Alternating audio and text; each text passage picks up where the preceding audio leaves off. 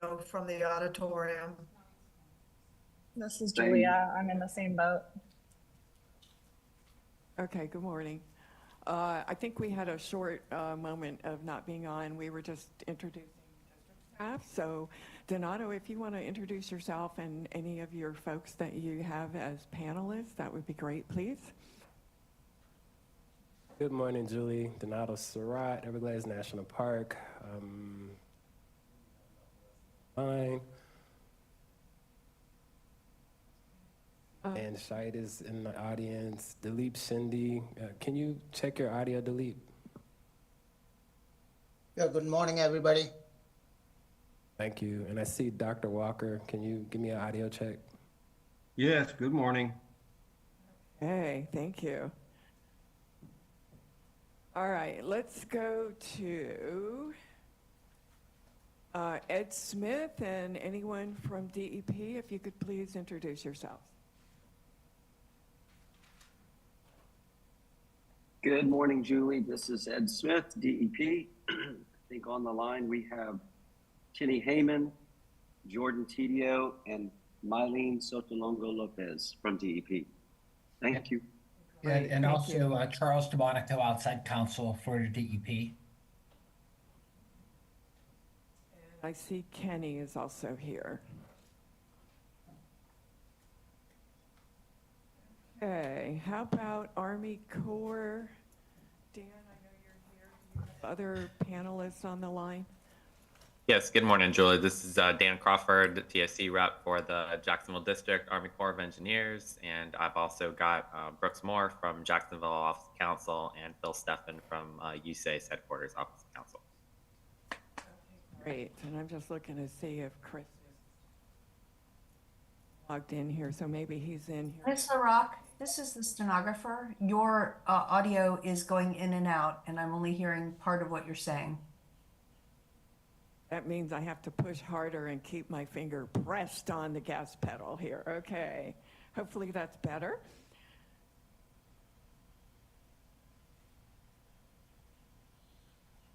I'm going to assume it's better. Thank you, Shelley. Oh, yes, I'm sorry. I didn't realize you were waiting for me to respond. Yes, it's better. Okay, thank you. That's one of those things I have to like sit hyper still with my finger on the button here. So, all right, let's see. Lori Miller, you're here. Yes, hi everyone. This is Lori Miller with U.S. Fish and Wildlife Service, Loxahatchee National Wildlife Refuge. My apologies for not being there in person this time, but I have no further panelists other than the ones that Donato has already introduced. Great, thank you. And Mr. Barquette, could you also please identify yourself to the crowd? Yes, John Barquette, Special Master, and I have no one with me.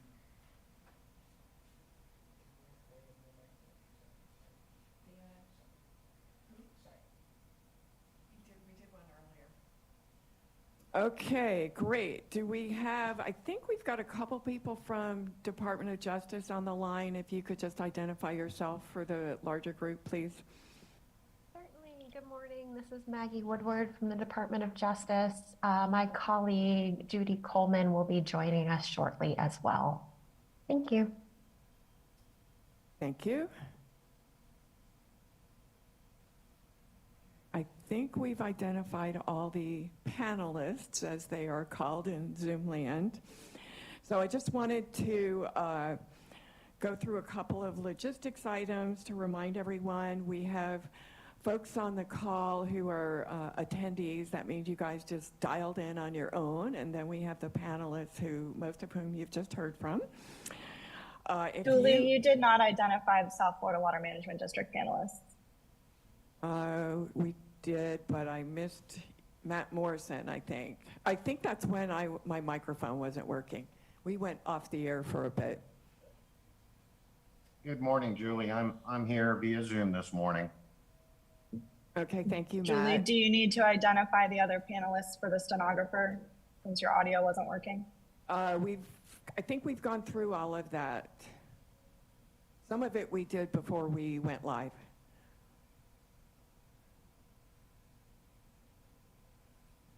Okay, anyway, I think we're good. If you used your telephone, please mute when you're not speaking, and you should mute if you're using your computer also. Make sure you're listening from one source if at all possible. And if you are using a phone and you want to speak during the meeting, you're going to use *9 to raise your hand. And if you're on a computer, you're going to use the raise hand feature.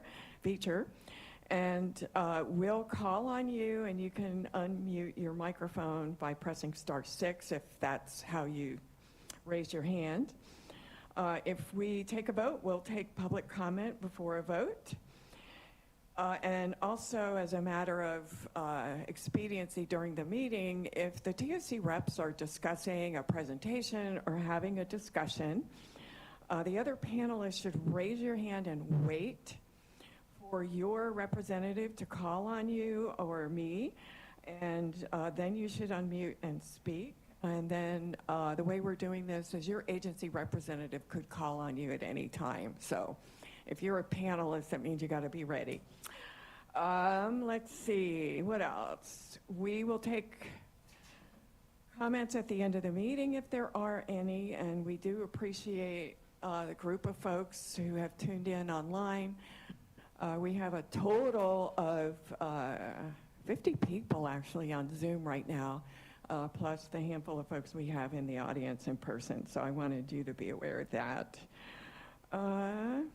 We don't use the chat feature for comments, so if you have a technical difficulty and you're on Zoom, you could certainly use the chat feature, but that's the only reason you might want to use chat.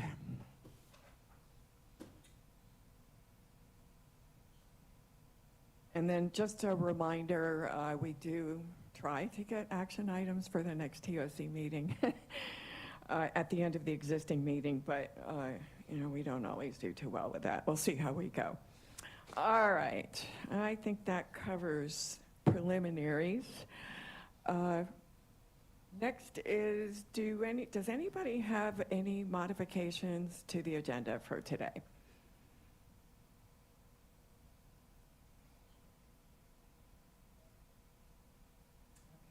I am not seeing any. I am going to flip over to the TOC webpage right now and just kind of let you know what we've got sitting out there for those of you that are dialed in.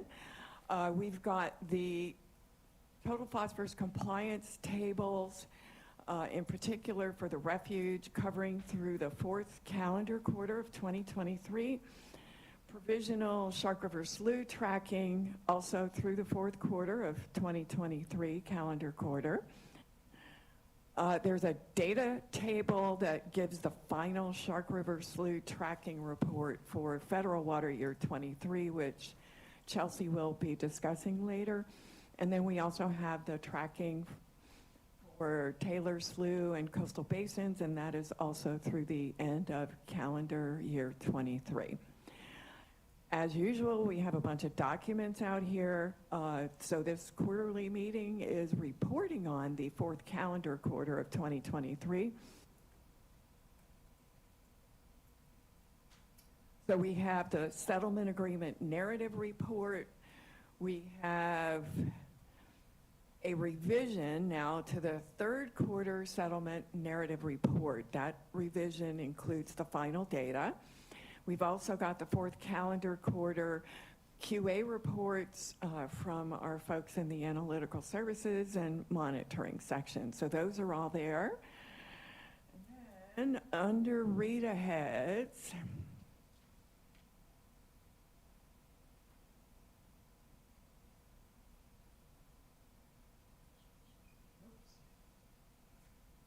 we've got draft meeting notes from our February meeting. And then we have presentations for the fourth calendar quarter of 23, the final water year of 23. We have a presentation about water quality conditions from Chelsea. We have a presentation on the working group update. So all of those are on your agenda, and those slides are all posted on the website for you. Okay, next up is the meeting summary. We were able to get a meeting summary out fairly quickly, and it's gone to the reps already, so you guys have looked at it. I would entertain if we want to approve this meeting summary or make some modifications.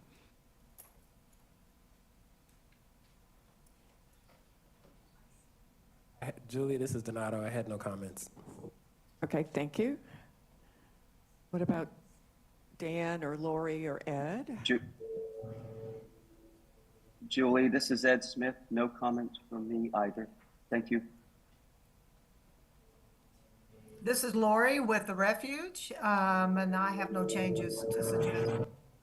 And to make it unanimous, this is Dan with the Corps of Engineers. I have no edits as well. So I would Great. make a motion that we accept the meeting minutes as previously provided and posted on the website. And I'll second that. Great, thank you. Is anyone opposed?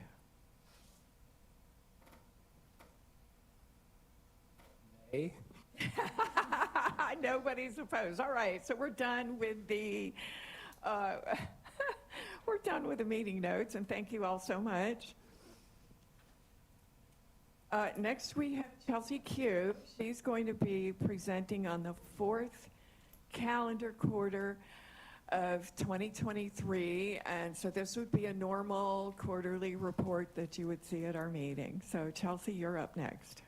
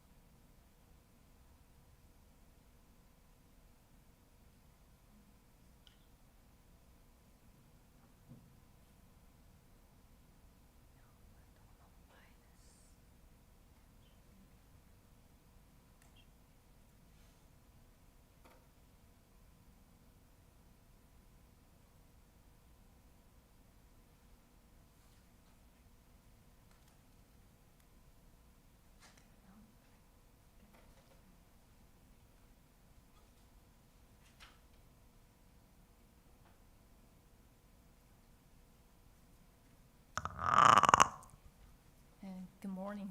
Thank you for having me.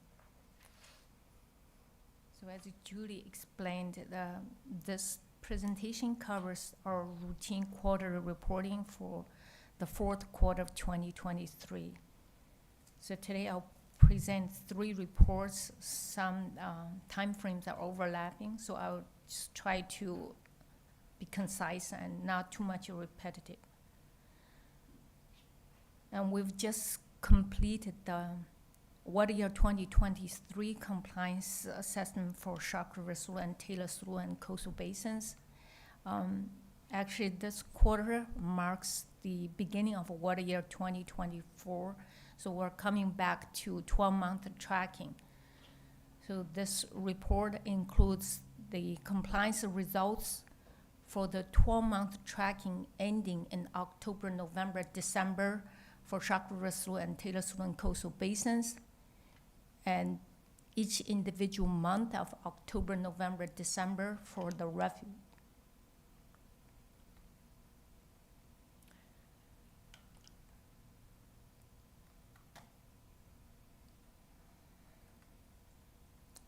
Somehow this does not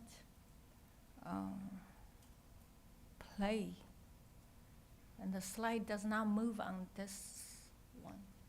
only there. Somehow there's something wrong. Should not be. We have some technical difficulty. Hang on, folks, we're dealing with a couple technical issues. It's not moving. So I cannot get to the next slide. No, just only go there, but here it does not move. Where is the mouse? Okay.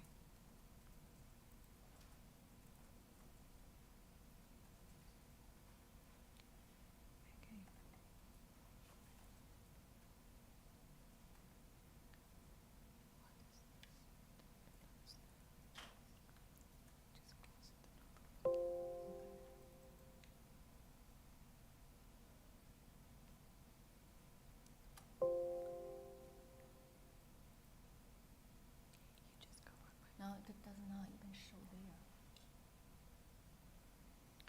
Okay, now it works. Okay. So sorry about that. So starting from this summary slide, it presented the compliance results for 3 areas, and they are separated by this green shaded rows with the refuge at the top, Shark River Slough in the middle, and Taylor Slough Coast Basin at the bottom. So looking vertically along these columns, this second column contains either stage or flow data, which serves as the basis for calculating compliance standards. And the third column contains the calculated compliance standard for a refuge, a stage-based limit, a Shark River Slough flow-based limit, and constant limit for Taylor Slough and coastal basins. And for this quarter, both the refuge and the Shark River Slough reaches lowest limits. Typically, Taylor Slough and coastal basin has the highest limit among these 3 water bodies. And the fourth column contains observed data to compare against the compliance standard to the left of. So among 3 water bodies, Shark River Slough has the highest TP levels. For this quarter's compliance, both the refuge and Taylor Slough and coastal basins met the compliance. However, Shark River Slough, the 12-month tracking flow mean TP concentration exceeded their respective long-term limit for 12 months ending October, November, and December.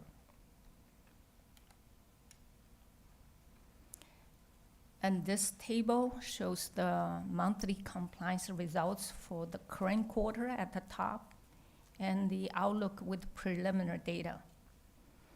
So far, for these about 8 months, the monthly geometric mean TP concentration of each month were consistent below their respective long-term levels. And this figure shows the refuge compliance status over the past 3 years. Here, the purple shaded area represents the marsh stage for each month. And this red line represents the calculated long-term level and inversely related to the marsh stage.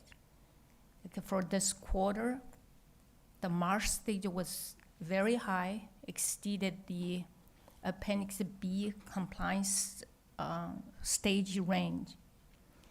So the long-term level hit the bottom. And these blue dots represent the monthly geometric mean TP concentrations, and they need to stay below this solid red line. And as you can see, in the past 3 years, there's only 1 excursion in June 2022, indicated by this red dot. And since then, for every month, the monthly geometric mean TP concentration of observed data were consistent below the respect long-term level. And this slide shows the same information. So moving on to Shark River Slough. So this table shows the quarterly reporting results at the top, and the outlook with provisional data at the bottom. So for Shark River Slough, it has flow-based limit, and you can see for these 12-month tracking results ending each month, the flow exceeded 1 million acre feet, which is the Appendix A flow range upper end. And this long-term limit, calculated based on the flow, has been consistently at the lowest 7.6 parts per billion. And the flow weight mean concentration was stabilized in this quarter, but actually started decreasing since January this year. And for the last month, ending in May, actually, this is the first time we saw the flow weight mean TP concentration reach 7.6 parts per billion due to extremely wet conditions. So we'll talk about more in the future meetings.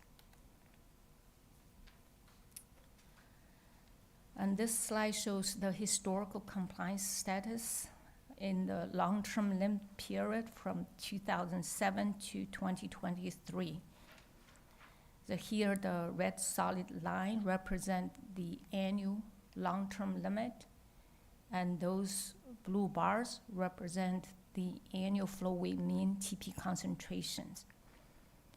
And these hashed bars represent the periods when we switch the compliance method to 1.5, and those three recent years, we have consistently exceeded the long-term limit. So this slide shows the daily flow discharged into Shark River Slough over the past 3 years. Here, the red line represents the flow passed by S334 to South Dade. So this flow didn't go to Shark River Slough. So above this red line is the net flow that went into Shark River Slough. So for this quarter, actually, we see the flow increased. And due to the November rainfall, there's a no-name November rainfall hit South Florida and water conservation areas, and El Nino rainfall. So this slide shows the flow discharged to West Shark River Slough via S12A, B, C, D from top to the bottom panels. So this quarter, the U.S. Army Corps of Engineers implemented temporary deviation from the COP, so which allows S12A, B stayed opening past their respect closure dates. So you can see S12A, B was still flowing till end of December. And this slide shows flow discharged to the eastern L29 canal between S33 and S334. So in this segment canal, majority flow, actually 95% of flow coming from S33 and S33N. This slide shows the similar information.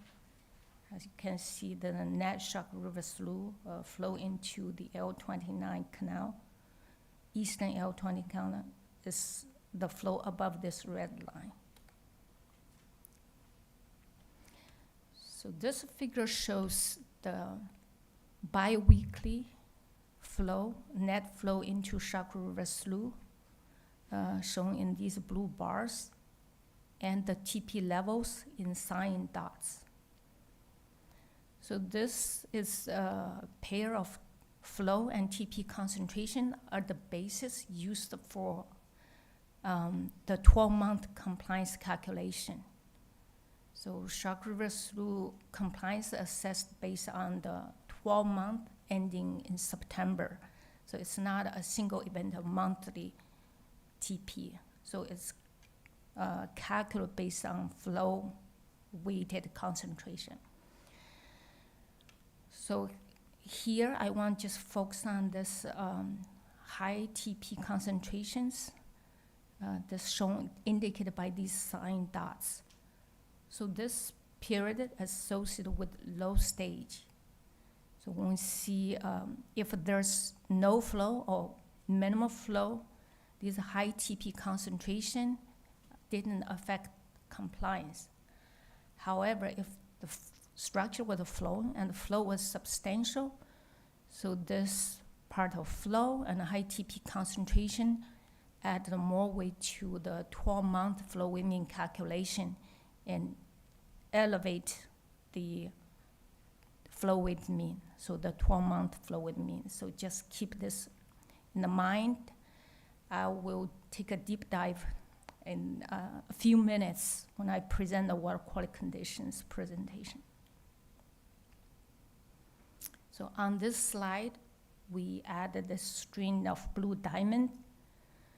This represents the 12-month tracking flow mean concentration ending in each month using the 26 pair of flow and TP concentration data I showed in the previous slide. So this purple dashed line represents the corresponding 12-month long-term limit ending in each month. As you can see, since the Tamiami Trail flow formula kicked in March 2021, these two tracking lines have been deviated with the 12-month flow mean concentration higher than the long-term limit. Again, we'll talk more in a few minutes. So this slide shows the current system condition and the fourth quarter ending on this, along this vertical dashed line. And we also include the 5 months look ahead data with the provisional flow data. Here, this solid blue line represents the WCA3A stage calculated based on the 3-gauge average. When this solid line was above this dashed blue line, operation entered in zone A, which is the high stage area. And below this dashed line, and operation was in zone B, called low stage area, where the Tamiami Trail flow formula kicked in.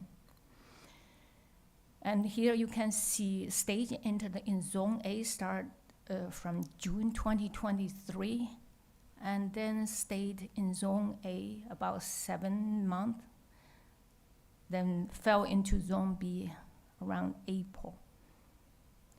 So for this stage, WCA3 stage, stayed in zone A for prolonged time, 7 months. This is a very rare event. So thanks to the November rainfall and also the El Nino rainfall in the dry season. So particularly rainfall in the dry season help maintain the stage this high. Also, we can see that when the stage was maintained this high for this long period, the TP concentrations shown in those yellow dots were extremely low. So this solid green line represents 7.6 parts per billion. And you can see that since probably September, and TP concentration were consistent most time below this 7.6 parts per billion. So move on to Taylor Slough and coastal basins.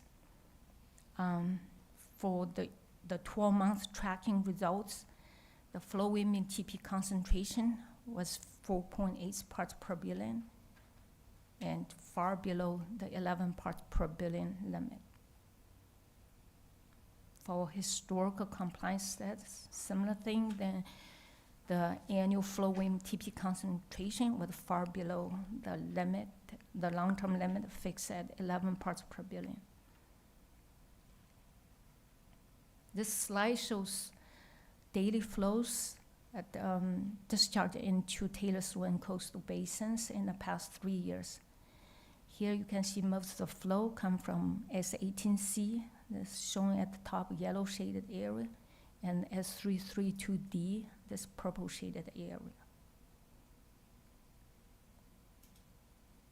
This slide just displays the same information, but break it down to individual structure. You can see S18C and S332D was flowing this quarter. G737 was also flowing, except S328, we see much less flow. And this slide shows the flows in and out of S332D flowway. So the upsource flow coming from S332D pumping, shown in this blue shaded area. Then this red line represents the flow carried to the north to C111 South detention area. And only the flow above this red line is included in compliance calculation. And this cyan green line represents the flow at 328, carries the sum of the pumped water down to Taylor Slough, the headwater of Taylor Slough. This slide shows the sampling event TP concentrations in sign dot and the flow in these blue bars. As you can see in past 12 months, the TP concentrations were below 7 parts per billion, and most times around 5 parts per billion or lower.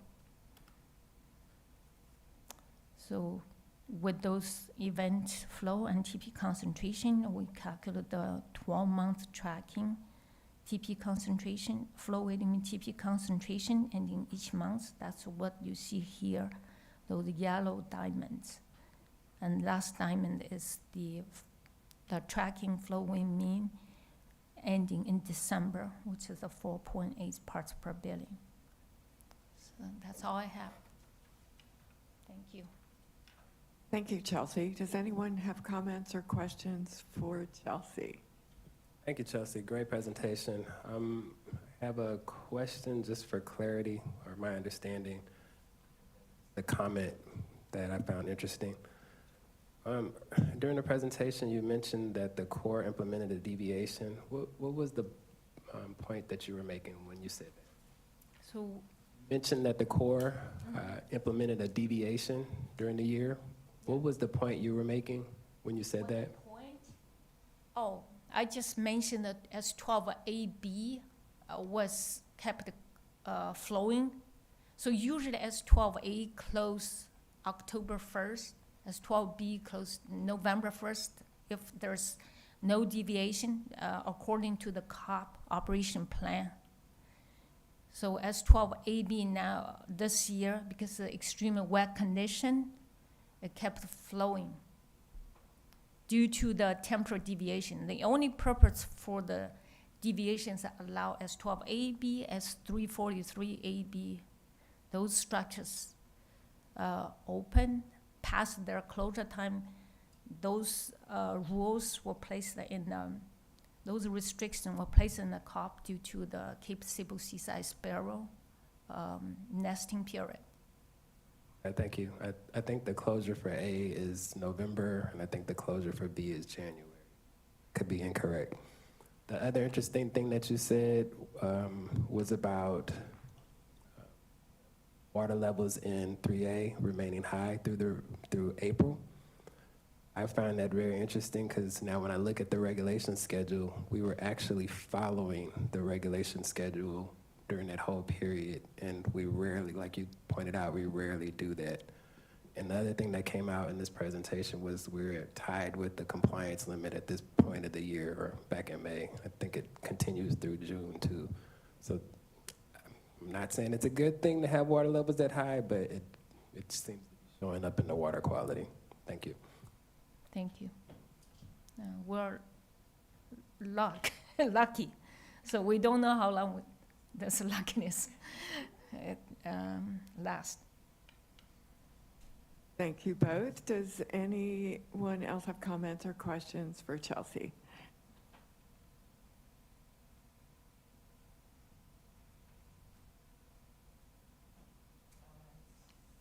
None. We'll move on to our next presentation, which is also from Chelsea. Chelsea's going to give the Shark River Slough final federal water year 23 compliance results. So that'll be our next step today.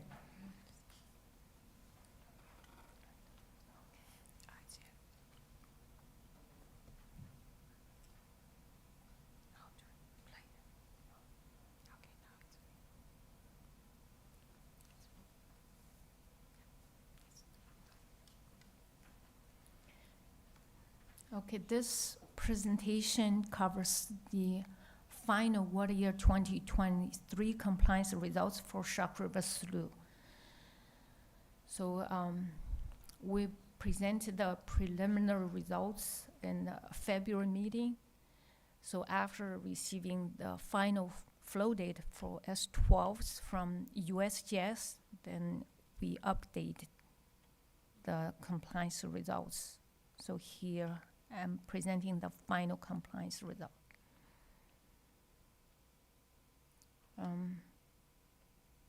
After receiving the S12 final flow data from USGS, the total flow number changed slightly, but the compliance results remain the same, and long-term limit remain at 7.6 parts per billion, and the flowing mean concentration for water year 2023 was 9.2 parts per billion.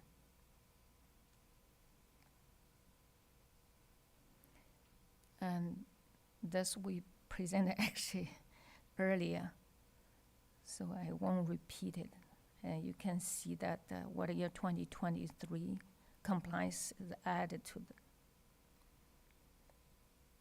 the slide displays the past 3-year daily flow discharged into Shark River Slough. Again, above this red line, which is S334 flow, is the net flow that's sent into Shark River Slough. And this just same information displayed in different manner. Again, that's the same information. And this, we've talked, it's similar, just talk about the net flow discharged into the eastern L29 canal. And this slide displays the bi-weekly compliance flow, which is a net flow discharged into Shark River Slough. So the bi-weekly flow is shown in these blue bars, and the TP levels are indicated in these cyan dots. So for the annual compliance, is the 26 pair of flow and cyan dot, then composite to one number. That's the water year 2023 flow with mean TP concentration. And so here the blue diamond indicates the 12-month tracking flow with mean ending in each month, and the last diamond ending in September is the water year 2023 flow with mean at 9.2 parts per billion. And this one shows the system operation in the past 3 years. I'll take a deep dive when I present the water quality conditions presentation. That's it. Thank you again, Chelsea. So do any of the reps have comments or questions at this point? Not see any unmuting or hands raising, so we'll move on. Chelsea's next presentation covers what happened in federal water year 23. And I do want to note that over the last few years, she's done a longer presentation, but today it's a little shorter where we're just looking at localized or downstream type conditions and not repeating previous information about the upstream. So away, Chelsea. Thank you. Thank you, Judy. So this presentation covers water quality conditions for Shark River through inflows in water year 2023. So we provide this presentation because the exceedance in Shark River through. So just a reminder again for the final results I just presented. So flow MTP concentration was at 9.2 parts per billion, exceeded the long-term limit 7.6 parts per billion. So when there's an exceedance, we examine two conditions. So what the exceedance due to data errors or due to extraordinary natural phenomena. Let me bring the pointer. Extraordinary natural phenomenon. So we also review other conditions to understand what happened throughout the year. So when dealing with data errors, we examine flow and water quality data. So for flow data, we look for missing data or suspicious flow values. So for water quality data, we check whether there's missing data or qualified samples. So if either of these issues happened, then and they could change the compliance results, we deem data error as the cause of exceedance. And for water year 2023, we didn't find any missing data or abnormal data in either flow or water quality data. What the extraordinary natural phenomena are cause of exceedance. So we examine the WCA3A rainfall. So this figure displays the monthly rainfall compared to 30-year average. So here each bar represents the monthly rainfall with the blue box at the top indicating rainfall surplus and red box indicating rainfall deficit. So overall, the water year 2023 rainfall was at 53.9 inches, slightly higher than the average, which was is 52.7 inches. So it had drier than the average dry season and wetter than the average wet season, as indicate these. You can see the consistent rainfall deficit in the dry season in the first 6 months, and these rainfall surplus in the wet season. But overall, we see the rainfall appears to normal. Then this slide displays the system operations with the water year 2023 showed towards the end. Here, with this solid red line represented the WCA3 stage. So winds fell below this blue dashed line, and it indicates the operation was in zone B, the low stage zone where the Tamiya Trio flow formula was in effect. So throughout the water year 2023, the stage stayed about 198 days in zone B, about slightly than half of the time. Also during this period, you can see substantial flow compared to 2022 and 2021. Maybe slightly smaller than 2021, but higher than 2022. And during this period, TP concentration was high. So we don't see any abnormal conditions, flows relate to rainfall. So therefore, extraordinary natural phenomena was not a contributing factor to the exceedance. What we observed in the system is the persistence of a localized phenomena. So the next few slides will cover the impact of a localized phenomena on the compliance results. I'll talk about TP stage relationship, flow during low stages, and the long-term trends of flow, long-term limit, and flow in mean TP concentration. So on this slide, I'll focus on TP stage relationship.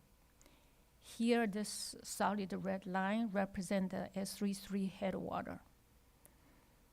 And this red dashed line, straight line, represents the 9.2 feet NGVD. So when the S33 headwater, here we use as a reference stage, fell below this dashed line, then we call it the low stage period, and it's marked by this gray shaded areas. And those represent the low stage periods. And you can see that for water year 2023, S33 headwater had a V-shaped pattern. So when the stage started high, then started decreasing around January, then entered in low stage period at or below 9.2 feet. So while stage was decreasing, TP concentration shown in those yellow dots was increasing. Once stage entered in this gray shaded area, low stage period, TP concentration rose steeply. And this slope is about 6 times than prior and end stage entered into this gray zone. As the stage reached the lowest point, and then you can see the TP concentration, those dots reached peak around 30 parts per billion. Also on this V-shaped pattern, when the stage was ascending, and then the TP concentration decreased. So this stage and TP concentration inversely related pattern was consistent every year. And as it has been this way over several decades since we started collecting samples.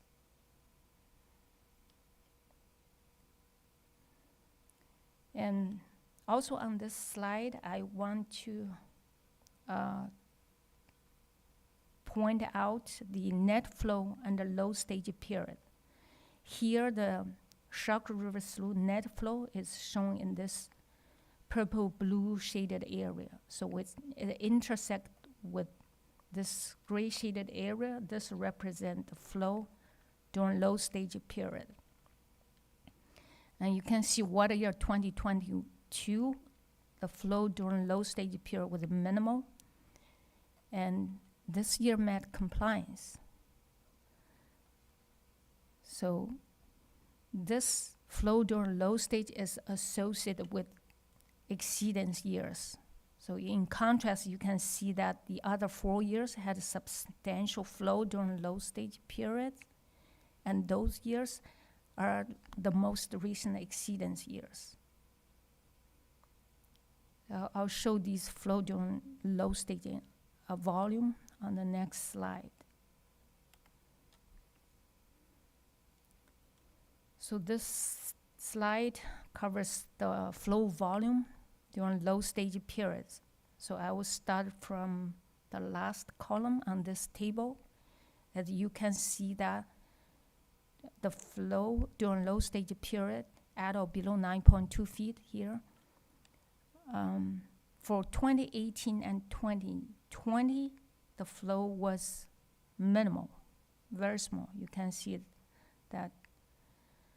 And these 2 years met compliance. And 2019, these 4 years, 2021 through 2023, had a substantial flow.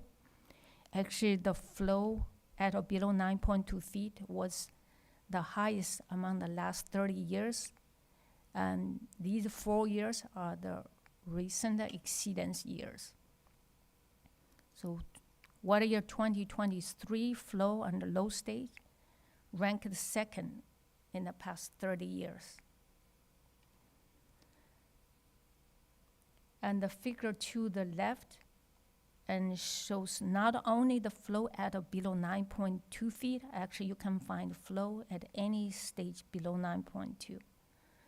So this y-axis represents the S33 headwater, and this x-axis represents the total flow.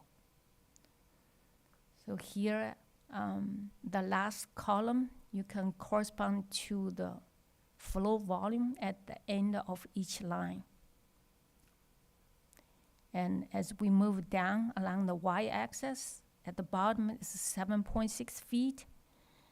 And you can see that for 2023, at 7.6 feet, the flow was about 10,000 acre feet. So it started flowing below 7.6 feet. So overall, if the flow at 9.2 feet, at or below 9 feet, or the high, then we'll have higher risk for exceedance. So the higher the flow, the higher risk for exceedance. And as the discharge stage goes down, so the lower the stage when start discharging, then also the higher the risk. That's what this figure trying to tell. So not only the total volume count, also which stage you start discharging also counts.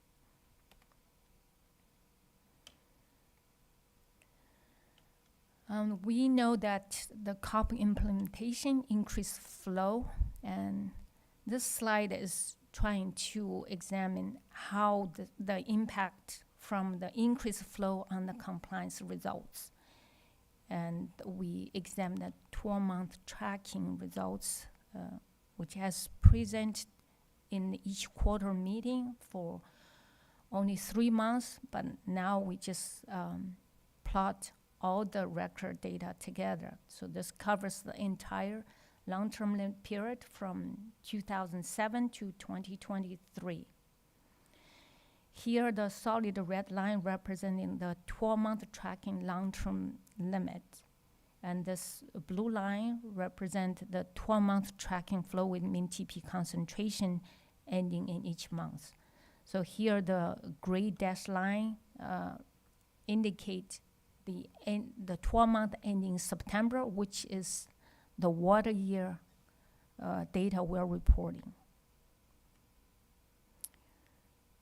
And you can see COP operation began September 2020, and the time-immediate flow formula started a few months later because it waited till the WCA3 stage fell into zone B. Then the time-immediate flow formula kicked in March 2021.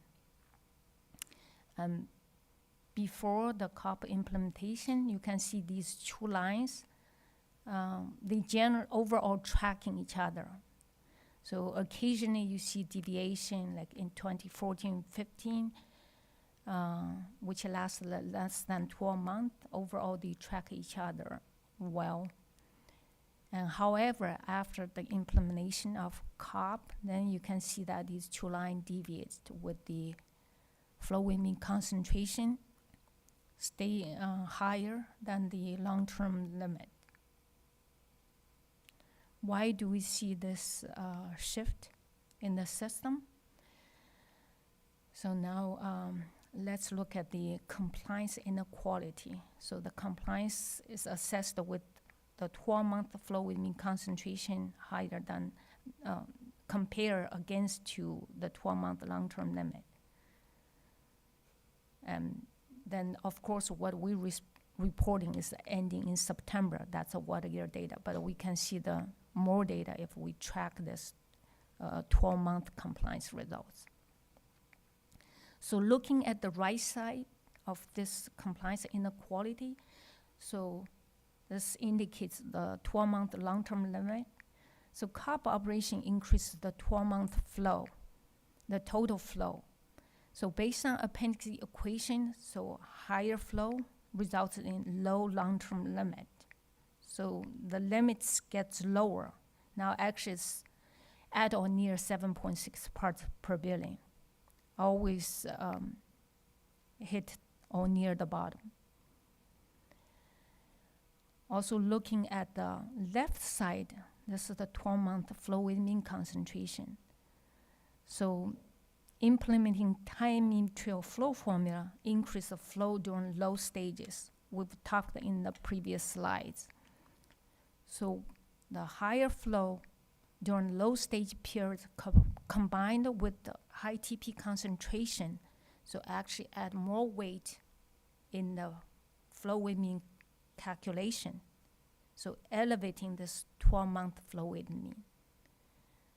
So when we get to the compliance, so the COP implementation results in higher flow with mean, lower limit, making the compliance, meeting compliance very challenging unless we have extreme wet condition, extreme high stage, particularly in the dry season, like the El Nino condition.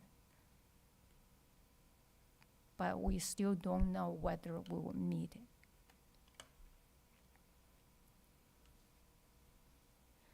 So now we want to look at the long-term trends of the compliance status.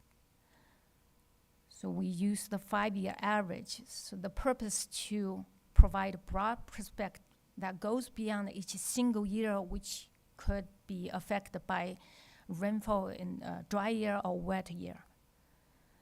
So here I want to start with the figure at the lower bottom. Here, those green bars represent the compliance exceedance value. So green bars means met compliance, so it's flow weight means subtract long-term limit. And then this red bars indicate exceedance. So you can see that there's a shift from after 2019. So this line, green line turned to red line, represent the 5-year average of the exceedance. So before this shift, we can see that we met most of the years, met compliance most of the years, with also occasional exceedance, but the 5-year average overall was in the good side. Then after 2019, you can see that the 5-year average turned to a positive, bad side. So why do we see this kind of shift in compliance patterns? We examine the flow. So here, to the left, the top figure here represent the flow. So these red dot with lowest fit represent the 5-year average total flow. So you can see the total flow was increasing.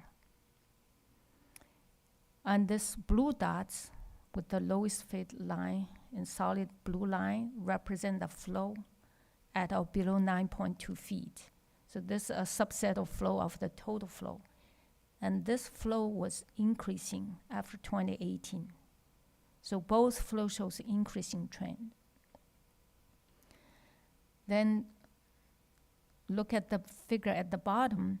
These red dots, as associated red dots, they are correlated each other. So here at the bottom figure, you can see that this represents the long-term limit. So while the total flow was increasing, long-term limit was decreasing. Also look at the blue dots. Top, the flow under 9.2 feet was increasing after 2018. And this flow women TP concentration in the bottom figure in the blue dots also increasing. And it had an inflection point in 2018. So the flow change results these two opposite trends, an increasing trend for flow weight mean TP concentration, a decreasing trend for long-term limit. So with these two opposite trends, we see not only the exceedance more frequently, and also the magnitude is increasing. So at the end of water year 2023, you can see that the 5-year average flow weight mean was at 9.4 parts per billion, so 1 billion higher than the long-term limit.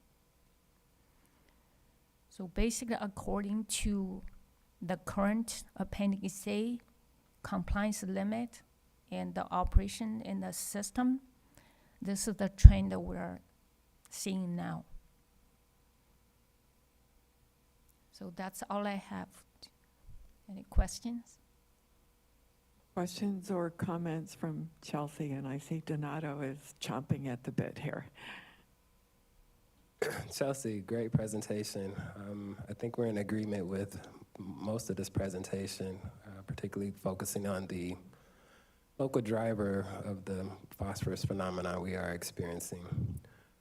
I do want to go back. Can you put the slides back up? I do want to go back and ask a couple of questions on some of the slides.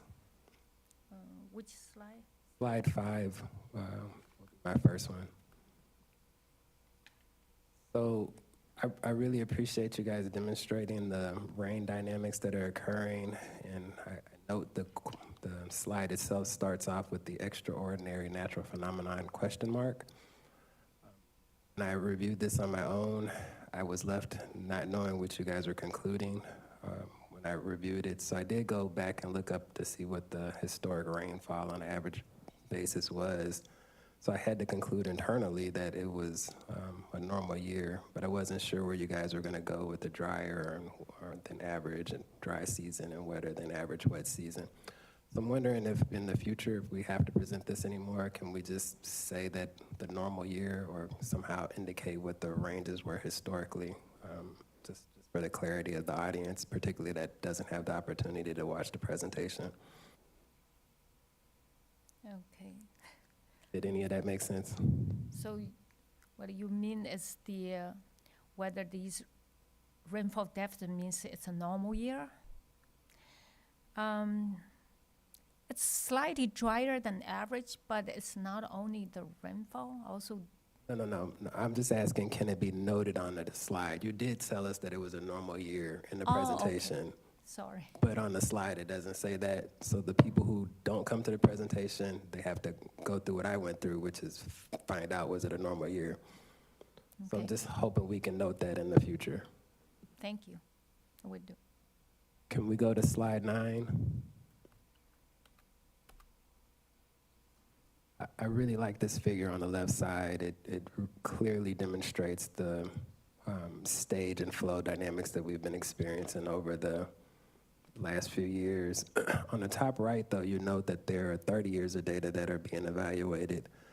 I'm wondering, and I know the slide is pretty busy, the figure is pretty busy already, but I'm wondering, is there a way we can throw the median of those last 30 years on this figure and maybe a confidence interval around that so we can clearly see how far we are departing or close we might be with respect to the historic conditions?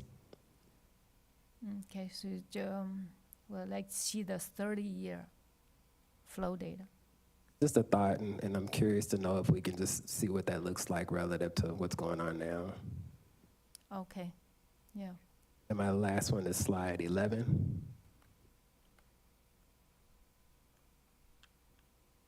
So I definitely see the concern that is being presented here in that bottom left figure where we have the inflection and the flow weighted mean curve going the opposite way now. I do have to note that the park itself is actually appreciating the flows that are coming now, though. So I think that our next steps, which are you're going to talk about shortly with the 333 work, is going to help us cause a decoupling of this relationship between the stage and the phosphorus concentrations being delivered through the 333s at least. I just wanted to note we appreciate these flows, and I acknowledge the condition we are in with respect to the concentrations and response. Thank you. Again, great presentation.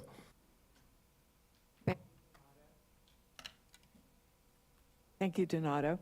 Lori Miller, you have your hand up. Yeah, thank you, Julie. And thanks, Chelsea, once again, for all of your presentations this morning. Hey, you know, going back to slide 5, if you would, please. And I know I've made this comment in the past, but it always triggers a question in my brain. Number one, where is this being measured? Is it a certain gauge? Is it a regional average? And then what's the source of the data? Is it in-house data? Is it, you know, you're getting it from some other like USGS? Is it coming from a climate center? I just really think that this needs to be identified on your slide so that the rest of us, if we choose to can go out and just double check the data and make sure that we have our questions answered. Okay, yeah, we'll note it in the, we'll revise, add the note to the source. The data is from regional rainfall from the district. Districts, I couldn't remember how many regions, but calculate the basin or regional rainfall for each area. So WCA3A is a dedicated region, and this rainfall is published on the district's website. And you can see long record back to, I think, in 1997. What year? 1998, so October 1997. Okay, thank you, Chelsea. Great questions, Lori, so thank you for that. Do we have any other comments or questions from the reps?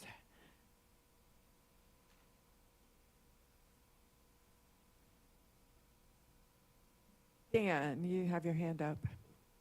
Hey, thank you, Julie. Now, this is on behalf of the Corps of Engineers. I guess I just want to reiterate what Donato indicated, that, you know, the overall objectives of Everglades restoration, you know, going all the way back to the SERP restudy and even further back to the modified water delivery projects. The objectives of Everglades restoration are to establish pre-drainage, wet and dry season flow patterns into Everglades National Park, among others. And so the expectation of higher flow volumes delivered in the dry season is exactly what the objectives of the 2020 COP water control plan modification were. And I share Donato's optimism that by working through the 333 working group recommendations that have been previously brought to this forum by the Water Management District, that we can hopefully decouple those localized low flow conditions upstream of 333 with the elevated nutrient concentrations that we're seeing. And I think all of the active construction that we're doing, you know, whether it's increasing conveyance across Tamiami Trail by building additional bridges, or whether it's the Water Management District constructing the 333 North sister structure on an expedited timeframe back in 2020, or whether it's the Water Management District working with the Corps to accelerate the 8.5 square mile area seepage mitigation features, and all of our current efforts to move forward with implementation of SEP and the Blue Shanty Flowway, all of which has been brought to this TOC forum in the past. All of those efforts collectively point to the fact that our mutual agency, you know, all the agencies on this phone call, our mutual objectives of Everglades restoration are to increase the average annual and the dry season flows going into Everglades National Park. So I just want to reiterate that perspective. Over. Thank you, Dan. Looks like Lori, you put your hand back up. I did. Thank you, Julie. I just wanted to talk a little bit about the S12 closures, and Dan Crawford, feel free to chime in. Kind of after checking in with the Fish and Wildlife Service Ecological Services Office, and on the closure of those. The closure dates are listed as both 12A and B closing on October 1st through July 14th, but that is a conditional closure. So the S12A and B can be conditionally opened when the headwaters or the 3-gauge average of 3A reaches a certain point, like 10.5 feet, or if it's projected to be above 10.75 feet, or they can be closed when the 3-gauge average in 3A is 10.25 feet. So there is some conditional opening and closing, I guess, is what I'm trying. I don't want to get bogged down in the weeds on all the specifics on how S12A and B can be conditionally opened during this time. But I just wanted to kind of clarify. It seemed like there was some confusion. So I don't know, Dan, if you have anything to add to that or not. No, Lori, I think you summarized it adequately.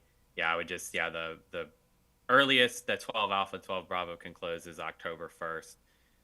S12 Alpha can be open conditionally during the month of October, and S12 Bravo can be left open conditionally during October and November. Alpha has a firm closure on November 1st. Bravo has a firm closure on December 1st. All Thanks, I can Dave. say is I have to look it up every time. Donato, you have a comment? No, I appreciate you guys bringing that clarity to me because, yeah, I have been modeling the firm closures and didn't realize October 1st closures. So thanks, Lori, for getting that clarified, and thanks, Dan, for providing extra information. And thanks, Chelsea, for knowing what you're talking about. All right, anything else on this presentation from Chelsea? Lori, I think you still have your hand up, but I just want to double check. Yeah, I'm done. Thank you. You're welcome. All right, so let's move on in our agenda. Our next item is from Jody Hutchins. It is an update on the S333 working group.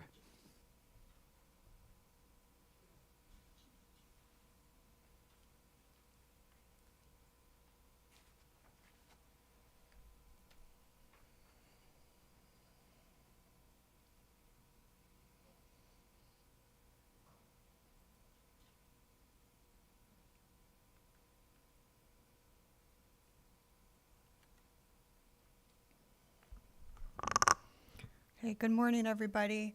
My name is Jody Hutchins. I'm with the district, and I'm going to be providing an update on the S333 working group. So just as a reminder, on the multi-agency agreed upon S333 working group recommendations approved by the principals include the removal of canal sediments 1,500 feet upstream of the S333 complex and both the L67A canal and the L29 canal, as well as immediately upstream of the S333 complex intake bay. The recommendations also include the installation of low-sill weirs, which will go in the form of geotubes. The locations shown on the figure are conceptualized locations at this point. We're still working through modeling to fine-tune the exact locations for these intermediate weirs in particular. However, the locations of the weirs on the ends of the L69 canal and the L67A canal, that's the terminus of the area that will be dredged. Those locations are known. and I'll explain that in a little more detail on my next slide. Just to give you, a conceptual idea of what these geotubes actually are, I provided this figure here on the bottom of the slide. These basically are weather-resistant bags that are filled with sand slurry or other material to increase the density of the bags so that way they could sink to the canal bottom. And they were selected because of their ability to be either fixed or a permanent feature. Because again, these low sill weirs were conceptualized as a pilot study. Because we are going through intensive rounds of modeling to assure that we are placing the geotubes in the best location and to the height that we feel is most optimal, we wanted the flexibility to go in and fine tune and make adjustments as needed through our monitoring and assessment plan.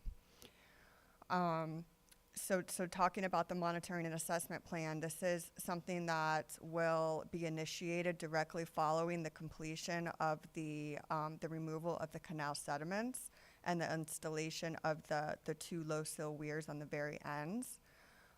We're going to be monitoring to evaluate the effectiveness of these working group recommendations, identify if there are optimization opportunities, or to inform future actions.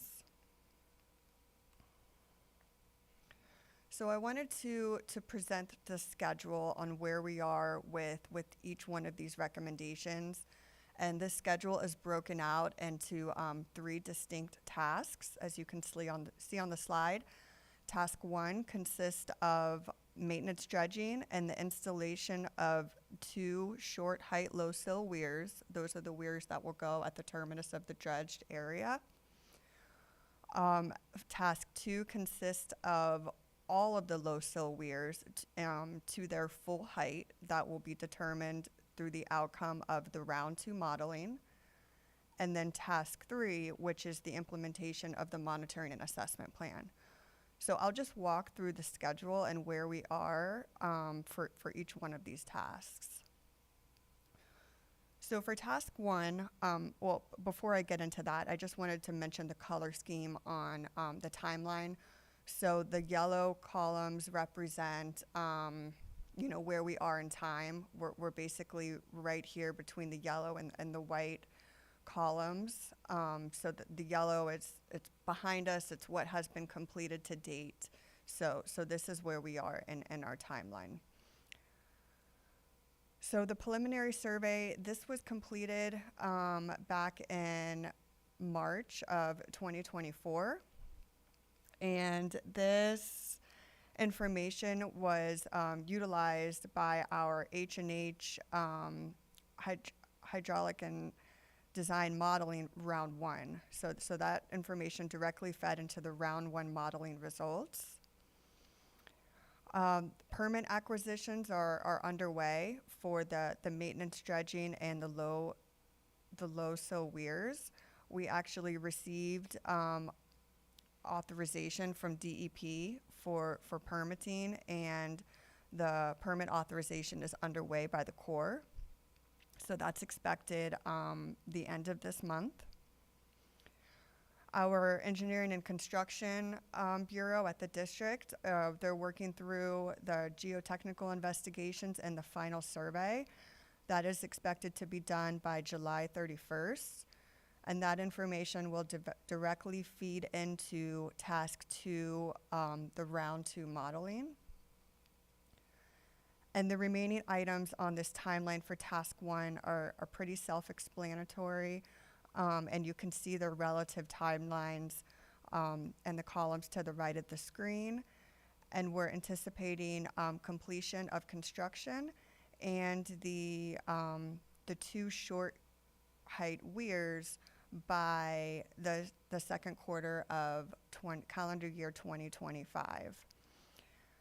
And I will mention that it was decided to advance the two short height weirs in our timeline ahead of task 2 with the other low sill weirs, because we acknowledged that once we go in and do our dredging, we wanted to make sure that we're protecting the area that was just dredged, and we don't want any sediments to kind of push into that area. So we took advantage of that opportunity to go through a permit acquisition under task 1 to allow for the installation of 2 weirs, but they're going to be at short height. So that's why we're able to advance it in our timeline.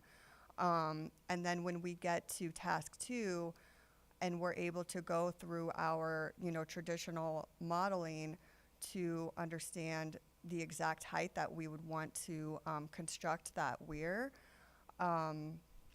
we would do so at that time. So then moving into task 2, we are just wrapping up our round 1 modeling. Basically took the information from the preliminary survey from task 1 to feed into that information. Once we have the information from the geotech and the final survey, we can begin round 2 modeling, which should take about 6 months to complete. And then we'll move into project design specifications. We'll need to go through another round of permit acquisitions to get authorization for increasing the height of the 2 weirs that were already installed, and then installation of the remaining 3 weirs. So that brings us into the first quarter of calendar year 2026 for completion for that task. And then moving into task 3, the monitoring and assessment plan. We have a draft monitoring and assessment plan that has been sent out to the working group for review. We will be working on finalizing that monitoring plan during the third quarter of calendar year 2024.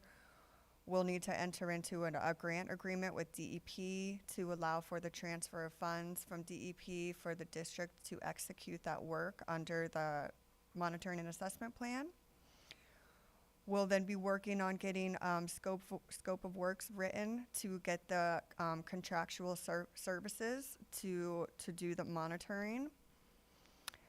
And then the funding will become available to us to execute this work in July of 2025, which coincides with the completion of task 1, the dredging and the installation of the 2 short height weirs. So ideally, this is the situation that we would want. We want to come in and start monitoring right away as soon as that initial work is complete, so we can start getting some data and understanding if we're seeing any sediment accumulation anywhere, and then we can kind of act upon anything that we're seeing as we're working towards the final modeling and getting everything that we need to install the remaining weirs under task 2. So you can kind of see that gap in the timeline, that we're going to have some initial data coming in from our monitoring and assessment plan as we're fine-tuning the locations for those intermediate low sill weirs. So we're going to take advantage of that preliminary data as best we can to make good optimization decisions as necessary. And I just want to mention that the monitoring and assessment plan, this is, my timeline on the schedule here ends on the first calendar year of 2026, but that's just so that way I don't have the slide stretching out to 5 years. But the monitoring plan is scheduled to occur for 5 years, and we have the opportunity to look at the data as often as we need to throughout the monthly meetings we've been having with the working group when that data comes in. But I do want to mention that we will have a formal reporting frequency on an annual basis. So we'll have that information available. And then finally, I just wanted to mention that this schedule is contingent upon getting our permitting, our authorizations, and also conducive construction conditions, because as we know, weather can certainly affect schedules and progress on construction activities in the field. So I just want to bring that to everybody's attention, that could certainly have an effect on our schedule. And that's all I had for the working group update. Thank you. Thank you, Jody. Ms. Barquette, you have your hand up. I do. Number one, thank you actually for the entire morning. It's been quite interesting, informative, and the presentations have really been helpful. A couple of questions, though, on this one. Number one, as far as permitting goes, is it just for the low weirs that permitting remains an issue? Because it looks like you're going to get the permit for task one relatively soon. Do I have that right? Yes, so we got authorization from DEP to move forward with the maintenance dredging and the 2 short height low sill weirs. We're just waiting on authorization from the Corps. The reason why we don't have anything in place as far as permit acquisitions for task 2 is because we're not quite ready to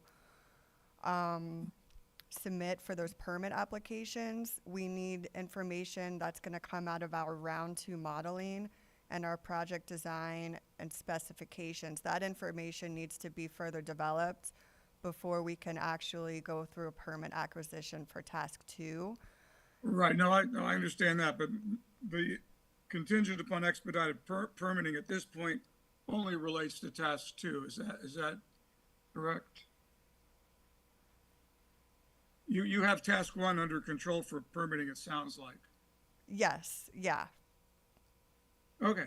And then do you anticipate, once you get all the information you need to submit the permit, do you anticipate that there'll be any issues in obtaining permits for task 2, just as you've been successful in obtaining permits for task 1 on an expedited basis? I don't. We've been having working group meetings monthly, and we plan on continuing that. So we're in constant communication with DEP and the Corps, and they're involved with the results of the modeling, the scenarios that goes into it. So once they get permit applications in hand, there should be no new information there. So we're basically going to work out the kinks as we go through this process. Great. I love it. That's exactly the way things should operate. And then conducive construction conditions, other than hurricanes and heavy rains as we've seen here lately, is there anything else that would prevent construction? Matt Morrison, are you on the line? Can you maybe help me answer that one? Yeah, I am. Those are the 2 predominant factors, hurricanes and then heavy rainfall, where we would have really high water conditions and extreme currents within the canals. Obviously, if we had super high flow conditions in the L29 or the L67A, it could put a temporary pause on our maintenance dredging activities and the installation of the low sill weirs. But if you take a quick look or a glance at the schedule that Jody showed, you can see that the majority of the dredging and the low sill weir installation is during the dry months or the dry period. So, right, I noticed that actually.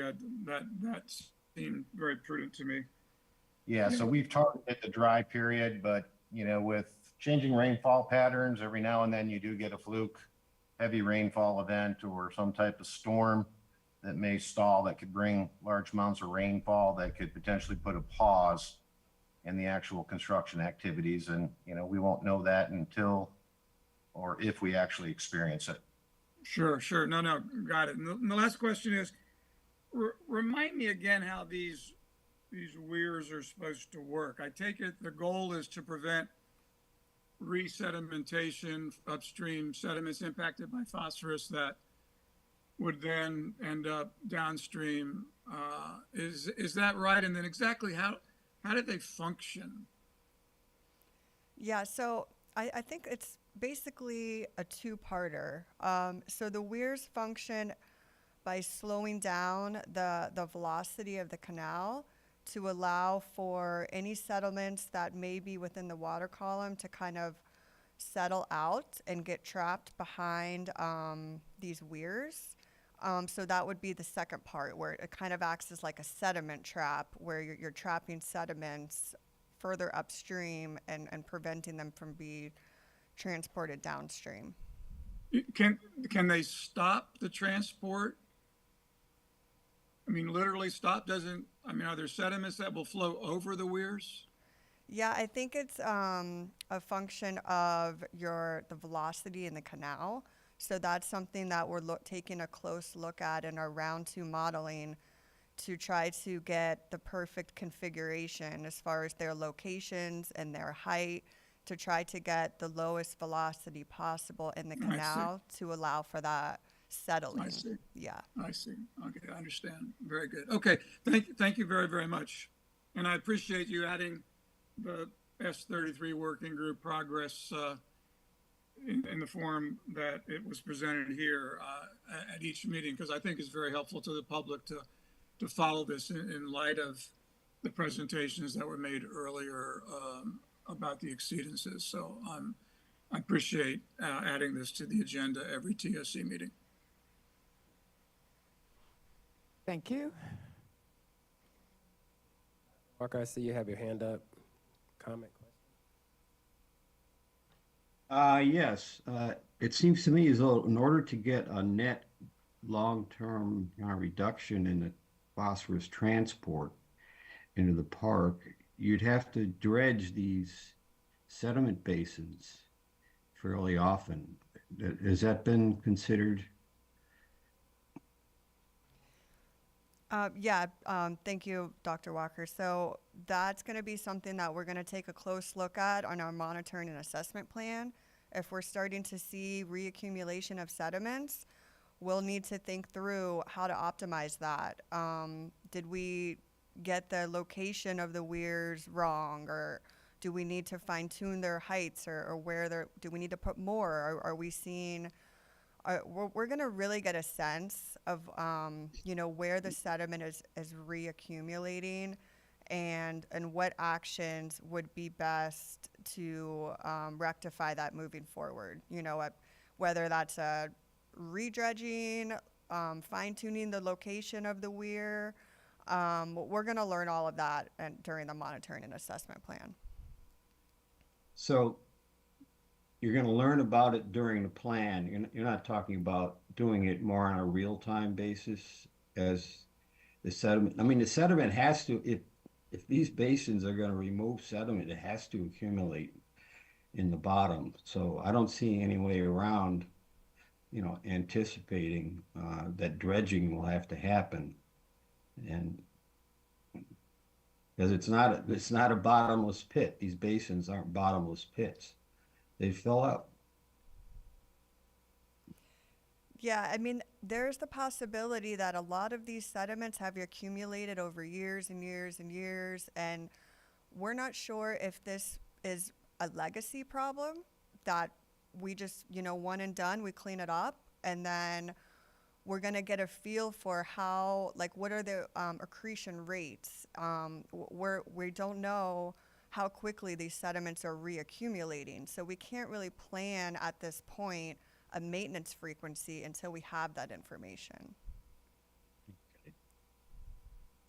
So if, to the extent that it's legacy phosphorus, then possibly just reducing the flow velocities would help reduce the transport of that legacy phosphorus from the bottom sediments. But it's just that how much is legacy, how much is going to continue to accumulate, and what does that mean in terms of a dredging frequency?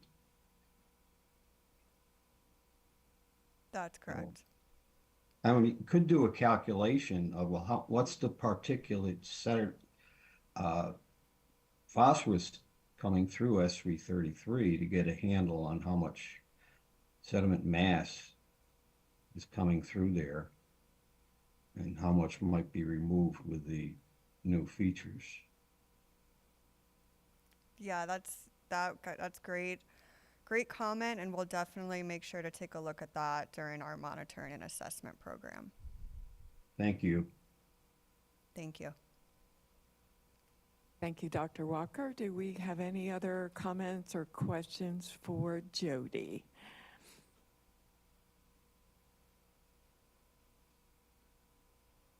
And Dr. Walker, I think your hand is still up, but okay.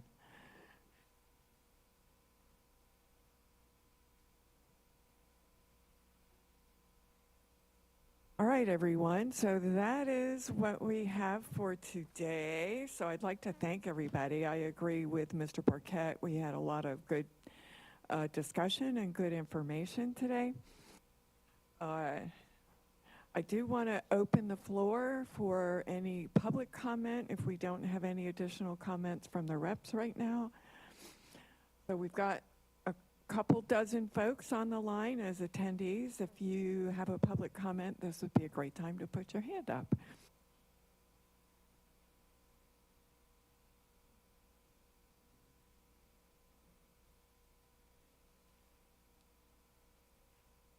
I do not see any raised hands. Flip back over to the other screen here to double check myself.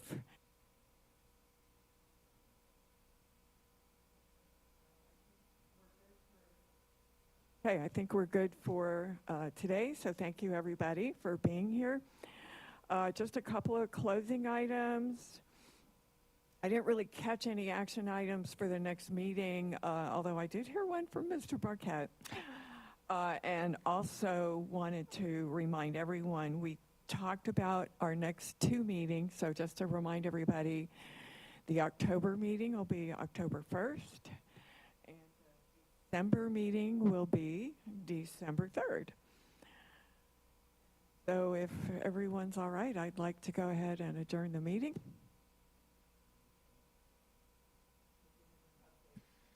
On the group.